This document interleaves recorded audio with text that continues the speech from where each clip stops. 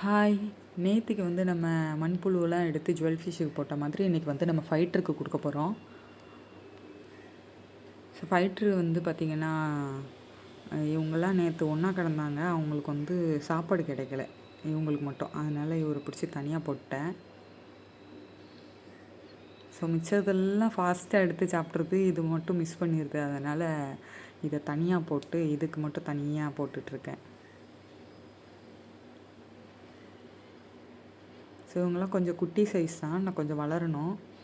So இதில் first இந்த கீழே இருக்கிற 3 வந்து மெயிலு, மேலே இருக்கிற 2 மட்டும் ஃபீமேலு. ஸோ மண்புழு போடுறதுல ஒரு முக்கியமான விஷயம் என்னென்னு பார்த்திங்கன்னா, மண்புழு போட்டுட்டு நம்ம வந்து அதை வந்து நல்லா கவனிக்கணும், அது ஒழுங்கா சாப்பிட்டுச்சான்ட்டு. இல்லைன்னா அது வாயில் முழுங்கவும் முடியாமல் துப்பவும் முடியாமல் சிக்கிருச்சுன்னா மீனுக்கு பிரச்சனை ஆயிரும். அதனால் குட்டி குட்டி மண்புழுவாக போடுங்க ஃபைட்டருக்கு. ஸோ போனோடனே இந்த ஃபைட்டரை தான் ஃபஸ்ட்டு செலக்ட் பண்ணோம். ரொம்ப அழகாக இருந்துச்சு.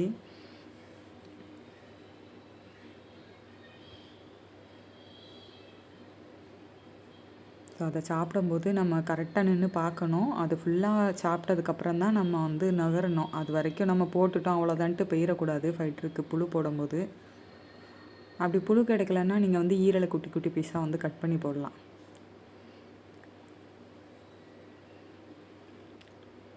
அப்படி ஒரு வேளை வாயில் வந்து புழு சிக்கிருச்சுன்னா நீங்கள் வந்து அதை பார்க்கும்போது தெரியும் உங்களுக்கு. ரொம்ப நேரமாக வாயிலே வச்சிட்ருக்கோம். அப்படி இருந்ததுன்னா அந்த புழுவை வந்து எடுத்து விட்டுறணும் வாயிலிருந்து. ஓகே, நெக்ஸ்ட் ஒரு சூப்பரான வீடியோவில் பார்க்கலாம். தேங்க்ஸ் ஃபார் வாட்சிங். பாய்.